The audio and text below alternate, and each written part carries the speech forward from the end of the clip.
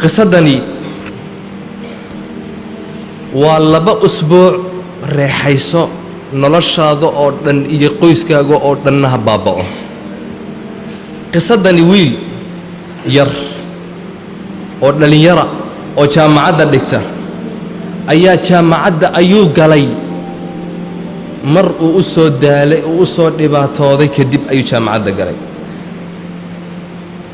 markuu jaamacadda u ka sii baxayay jaamacadda ka bixitaankeygii sanad baa uga harsan ayaa waxa uu goostay inuu dibadaha u dhoofo Yurub. reerkoodu iyagoo ina ogeyn ayuu doonayay inuu Yurub tago. waxa uu rabaa inuu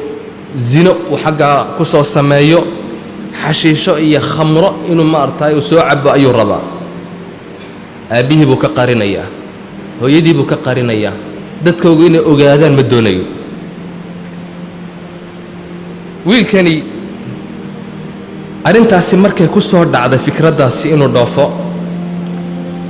uu Yurubta u dhoofo uu xumaanta uu soo sameeyo waxa uu ku fikiray siduu waalidkii way ogaanayaan dhoofkiisa siduu uga qarin lahaa. arrintaasi markay ku soo degtay wuu isweydiiyey habku been u samayn lahaa wuu isweydiiyey. akhiiran waxa uu yidhi waxaan oran aabbahay iyo hooyaday meel yaroo tuulo yar oo waddanka ka mida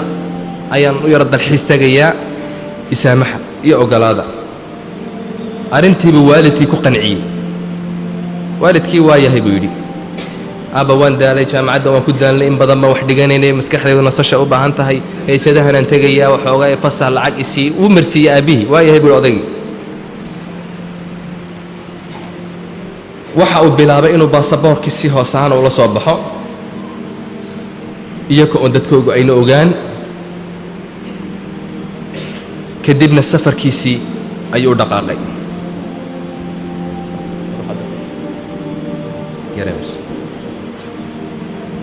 lacagtiina aabbihii wuu siiyey. waxa uu yidhi 2 toddobaad umaan kaa maqnanaya aabbo, 2 toddobaad kadib oon iman. odaygii sidaasuu ku waafaqay wuu yeelay. lacagtiina waa siiyey. 2 toddobaad ayuu maqnaanayaa. wiilkii reerkoogii wuu sabootiyey wuu baxay. mid saaxiibkii ayuu la heshiiyey oo yidhi hoos baad ii kaxaynoo madaarkaad i geyn markaan imanayana adaa i soo celin. sidii buu yeelay. saaxiibkiiba ugu sheekeeyey oo yidhi ha u sheegin reerka Yurub baan tegayaa, xidhiidh wanaagsan haynoo dhexeeyo. sidii buu ku baxay. madaarkii buu geeyey meeshiiba ay ku sugeen waxoogaa kadibna diyaaraddii buu raacay. magaaladii uu rabay buu ka soo degay. wuu faraxsan yahay, xumaan buu ku faraxsan yahay. zine iyo shar buu u yimid inuu meesha inuu ku soo tunto u yimid. markii uu meeshii yimid oo hoteelkii uu ku soo degay uu rabay uu jirkii hore u maydhay inuu hore u baxuu rabaa caawaba inuu ka faa'iidaysto rabaa waqtiga. isla markiiba wuxuu codsaday in khamro loo keeno. waxa khamradii baa loo keenay. gabadh yar ayaa u keentay aad u qurux badan tima dhaadheer ayaa u keentay qaawan maro yaro khafiifa xidhan. waa u soo gashay wuu rumaysan waaye bahal qaawan oo khamradii wadda. ingiriisiga aad uma yaqaano. waad mahadsan tahay buu ku yidhi. wuu sii eegay wuu sii daba dhaqaaqay. way soo egto maad ii baahan tahay ku tiri may buu yidhi thank you very much. wuu sii dhaqaaqay. wuxuu u dhaqaaqay xagga iyo wuxuu is yidhi hoosta tag hoteelka sharaabkii ka soo cab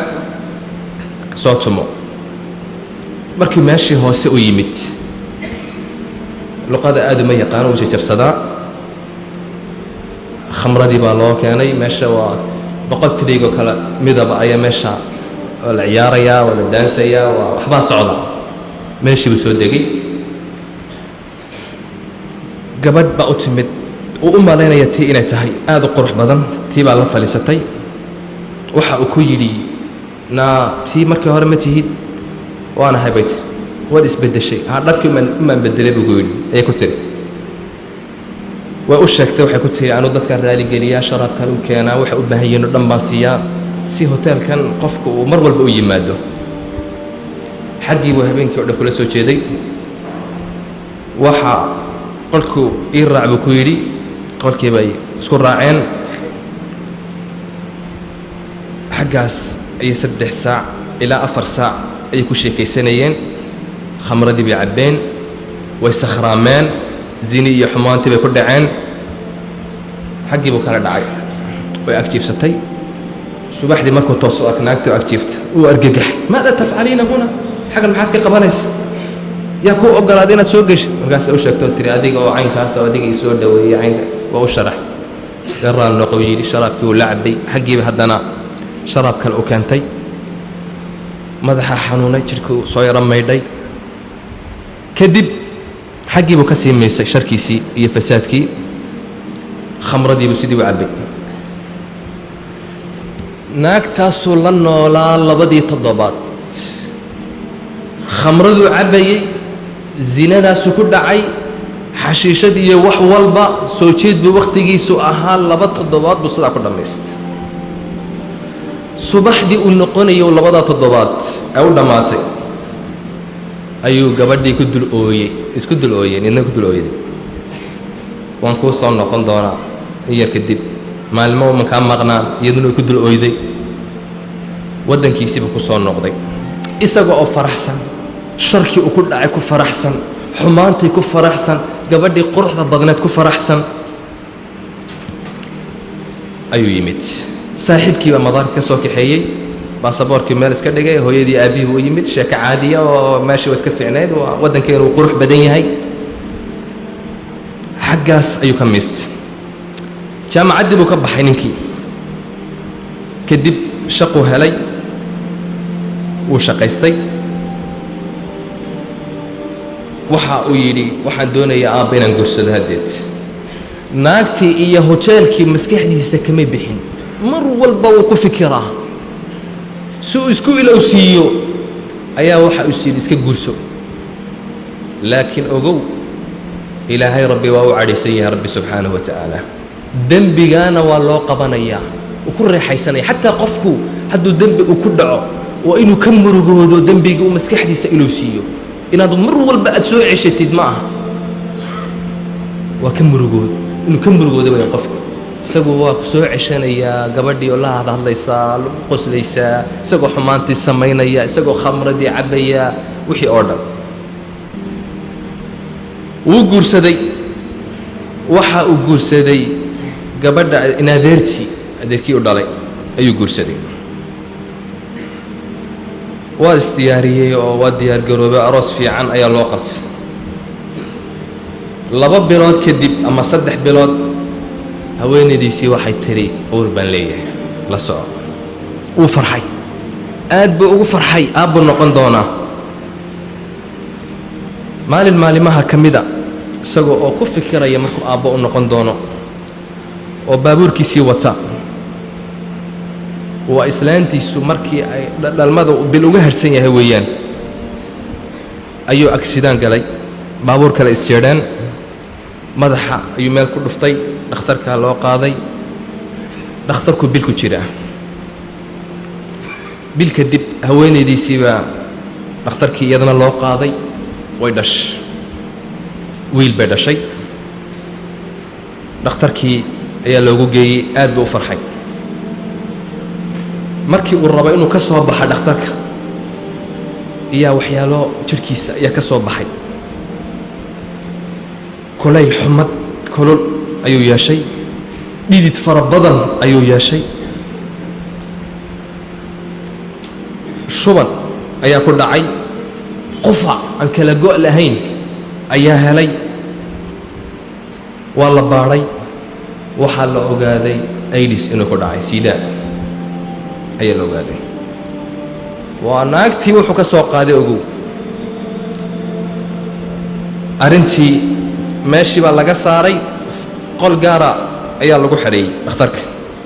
aabbihii baa xanaaqoo yidhi maxaa wiilkayga qolka gaarka loogu xaraynayaa waa loo sheego waxaa la yidhi wiilkaaga cudur khatara ku dhacay xaggaasu ku xidhnaanaya waa loo sheegay siidaa baa ku dhaca la yidhi odaygii isagoo oo aad u murugaysan ayuu wiilkiisii soo kortaagay waxa uu ku yidhi ii sheeg runta berigii xaggeed u dhooftay dhul xaaraana u dhooftay khamrada lagu cabo lagu zinaysto miyayna ahayn wuxuu diidaba markii dambe haa buu yidhi uu u sheegay waxa uu yidhi meeshaas ayaan maaragtay u dhoof khamrana waan cabbay waana zinaystay markuu intaa u sheegay odaygii naxdin isagana dhinac baa baktiyey baariisay inna batsha rabbika la shadiid qabashada rabbi way adagtay odaygii waa la qaaday dhinac baa isagiina dhakhtarka dhinac laga jiifiyey wiilkii ayaa loo sheegay in haweenaydiisii ay imanayso ay soo booqanayso weli wiilku ma oga inuu xanuunkan uu ku dhacay ma oga haweenaydiisii ayaa meeshii timid waxay ku tiri laqad dalamtanii waad i dulmiday inankaagiina waa dulmiday dibna u arki maysid inankaagii ogow markaasaa waxa uu ku yidhi maxaa dhacay waxay ku tidhi miyaad og tahay xanuunkaaga may buu yidhi sidaas weeyaan bay ku tidhi xanuunkaaga aidis baad qabtaa naxdintii meesha uu ku dhacay naftaa ka baxday wuu dhintay isagii iyadii meeshii bay ku xanuunsatay aad bay oyday iyadiina waxaa dhacay waa la kaxeeyey markii ay meesha ku oyday waxoogaa ku xanuunsatay ayaa dhakhtarka loo qaaday waxaa loo sheegay inay iyaduna aidis leedahay siidaa iyada iyo wiilka yarba iyadii naxdin markaas way waalatay naxdintii bay waalatay qol baa lagu xidhay wiilkii yaraana waa laga qaaday waa laga fogeeyey odaygii meesha ayuu ku sakaraadayaa dhinac baa bakhtiisan odaygaygii dhimay wiilkii yaraa aidis buu leeyahay meesha iyadii waa tan waalanoo aidis bay qabtaa xaggaas ayadana maarta lagu hayaa haweenayda aabbaheed baa yimid iyo walaalkeed ayaa yimid si iyadii bay dhakhtarka ka soo saareen wiilkeyga bal ha aragto in yar ha aragta bay yidhaahdeen si ay nafteedu u degto muddo ayayna arag wiilkaygii bay ku soo boodday laabtay ku qabatay xoog bay ugu dhegtay naqasay ku dhejisayba qiiq yarana naftaa ka baxday meesha ayuu ku dhintay waa qisad runa oo dhacday dadkii u taagnaa ee qisadani ka dhacday ayaa qoray oo warinaya wiilkii yaraana xaggaas ayuu ku dhintay iyada oo qoslaysa marna ooyeysa ayuu odaygii doonay inuu ka qaado wiilkii yaraa waxay ku tidhi maata laqad maata wuu dhintay hoo ilmi yaraayo mayda kadibna middi bay ula baxday odaygii wuu u hanjabtay aqalkay kortay waa isku soo xidhay mar waa hadda ayaa xadhi ku xidhay waa isa soo sudhay xaggaasa iyadiina naftu kaga baxday qoyskaa iyo reerkaa maxaa baabi'iyey aan isweydiinno waa zinadii uu maalinkii galay uu ku farxay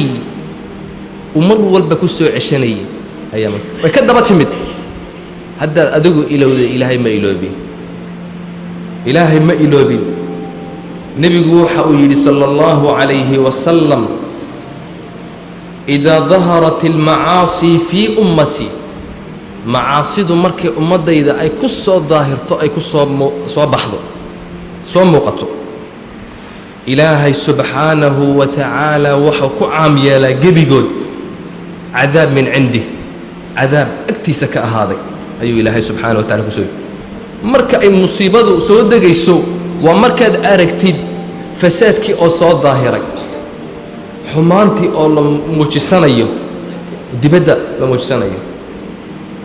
ogow markaasi ilaahay wuu cadhoon ilaahay hadduu cadhoodana oy cadhada ilaahay ay soo degto